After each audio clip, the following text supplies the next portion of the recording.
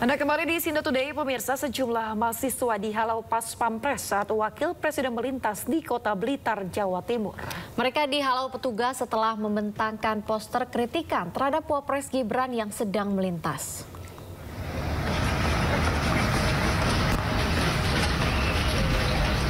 Video amatir ini merekam saat 3 mahasiswa dihalau petugas keamanan wakil presiden Gibran Rakabuming Raka. Dalam video amatir yang beredar, petugas tersebut menyita poster yang dibawa oleh mahasiswa. Wakapolres Blitar Kota Kompol Subiantana mengatakan, pasca insiden tersebut 3 mahasiswa tidak ditahan dan diminta untuk pulang. Ya, informasinya mahasiswa itu membawa poster mau menerobos rombongan itu sehingga dihalau untuk diinggirkan. Gitu. Kalau ketentuan pengamanan memang harus steril ya, untuk apa? Ya kalau VVIP kan harus steril, kan tidak ada benda lawan gitu. Kalau isi dari posternya itu apa sih, Den? Wah, saya tidak tahu nanti posternya itu isinya apa. Yang jelas kan ya namanya orang banyak kan kita tidak tahu. Cuma ketiganya sekarang diamankan atau gimana? Ketiganya ya sekarang ya sudah dipulang, cuma hanya dihalau aja, suruh minggir saja. Gitu aja. Pemirsa, setelah diprotes orang tua murid sekolah Al-Karim Islam School di Kota Bekasi, Jawa Barat disegel Dinas Pendidikan Kota Bekasi.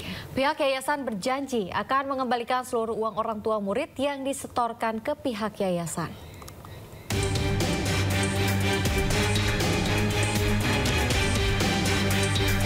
Didampingi pihak kelurahan, orang tua siswa, pihak sekolah, dan kuasa hukumnya, Dinas Pendidikan Kota Bekasi, Jawa Barat menyegel sekolah Al-Karim Islamic School di Jalan Baru Perjuangan, Marga Mulya, Kota Bekasi.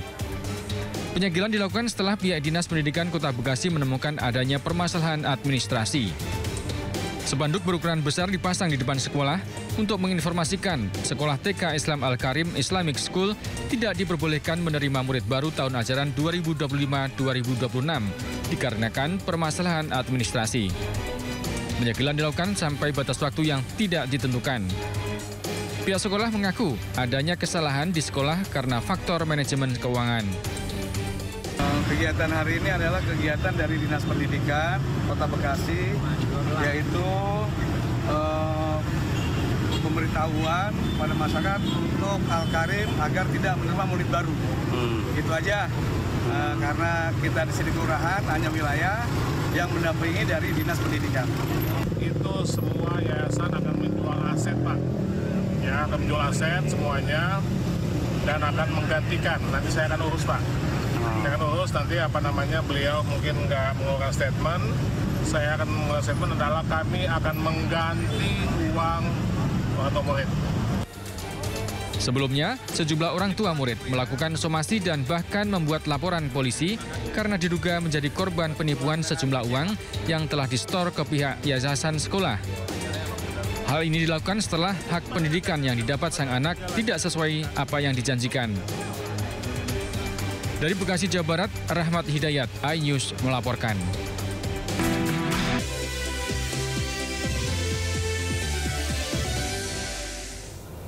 Anda kembali di Sindo Today, pemirsa. Sidang kasus dugaan suap pergantian antar waktu atau PAW anggota DPR serta perintangan penyidikan dengan terdakwa Sekretaris Jenderal PDIP Hasto Kristianto kembali digelar di Pengadilan Tindak Pidana Korupsi di Gedung Pengadilan Negeri Jakarta Pusat.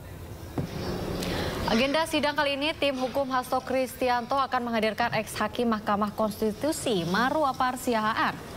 Maru Apar dihadirkan sebagai ahli untuk memberikan keterangan terkait tafsir UU dan putusan perkara nomor 18 nomor tahun 28 yang sudah ingkrah 5 tahun lalu. Kuasa hukum Hasto, Roni Talapesi, mengatakan 2 hal tersebut terjadi penyusupan atau penyeludupan hukum yang membuat Hasto menjadi terdakwa.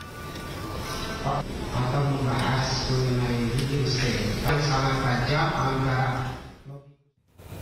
Pemirsa, untuk mengikuti perkembangan sidang kasus dugaan suap pergantian antar waktu atau PAW anggota DPR serta perintangan penyidikan dengan terdakwa Sekretaris Jenderal PDIP Hasto Kristianto, sudah ada rekan Syareza Zanski di Pengadilan Tipikor Jakarta. Halo Syareza, apa agenda sidang Hasto hari ini apa?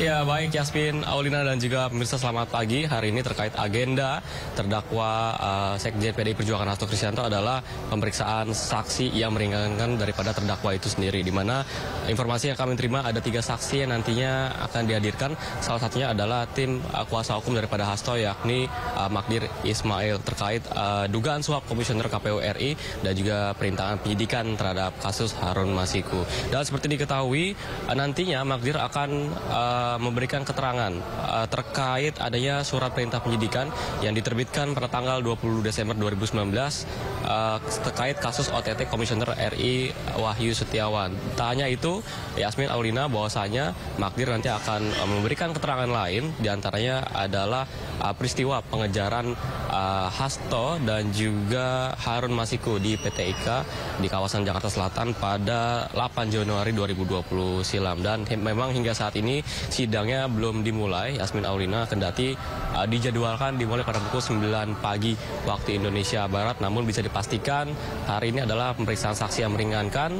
Ada 3 saksi, salah satunya adalah Magdir Ismail. Dan seperti diketahui Yasmin, Aulina, bahwasanya sidang pada pekan ini akan dijalankan 2 kali, di mana sidang pertama diselenggarakan pada hari ini untuk pemeriksaan saksi, dan esok hari juga ada persidangan, yakni persidangan untuk memeriksa ahli tentunya. Dan sekilas terkait kasus ini, Yasmin, Aulina, bahwasanya Hasto didakwa menyuap Komisioner KPU RI terkait mekanisme pergantian antara waktu terhadap Komisioner KPU RI yakni Wahyu Setiawan untuk meloloskan Harun Masiku untuk menjadi anggota DPR. Selain itu, Hasto juga didakwa melakukan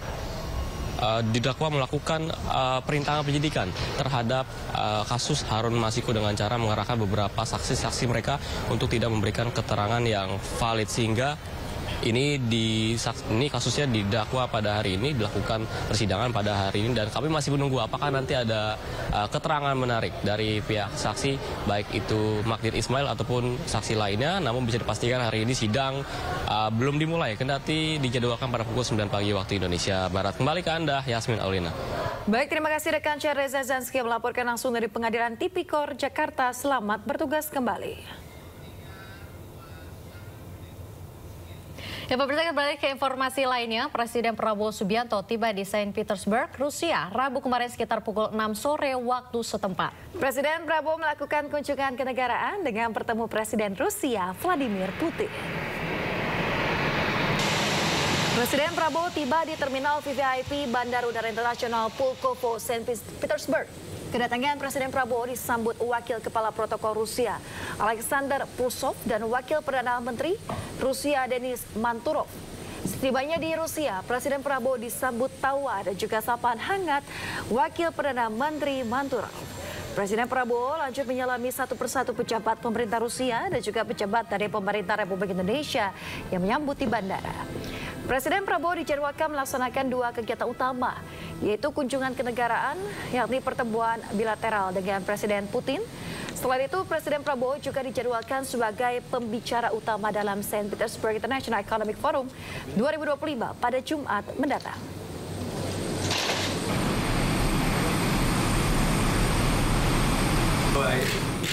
Sebelum tiba di Rusia, Presiden Prabowo Subianto transit di Praha, Ceko.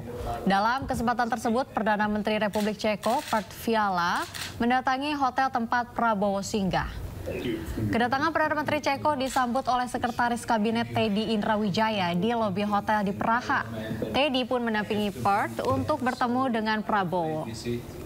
Dalam pertemuan ini, Petr mengapresiasi kehadiran Prabowo di Praha di tengah agenda lawatannya ke Rusia.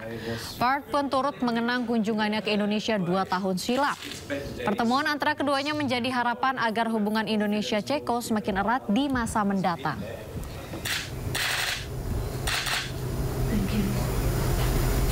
Thank you.